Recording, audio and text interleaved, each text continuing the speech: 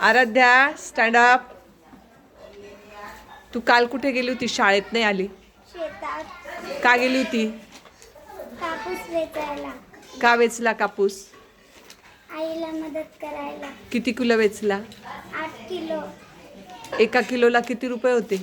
12. आणि मग 8 किलो कापूस वेचला तर किती रुपयाचा झाला बेटा? 96. ओके. ते पैसे कुणाला दिले? आईला.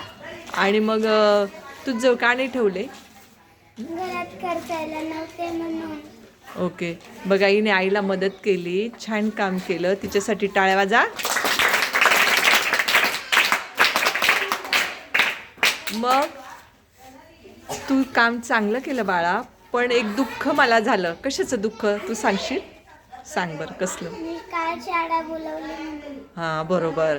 तू शाळा बुडवली, तुझा अभ्यास बुडला, काल शिकवलेलं तुला आलं नाही. मग मदत करायची ग, पण केव्हा करायची? शाळा भरायच्या अगोदर आणि शाळा सुटल्यानंतर आणि सुट्टीच्या दिवशी. बरोबर. सुट्टीच्या दिवशी मदत करायची. आणि शाळा शिक्षण तितकंच महत्त्वाचं आहे बेटा. जेवढं आईवडिलांना मदत करणं महत्त्वाचं आहे तेवढं समजलं. याच्या पुढे करायचं नाही. हां सॉरी.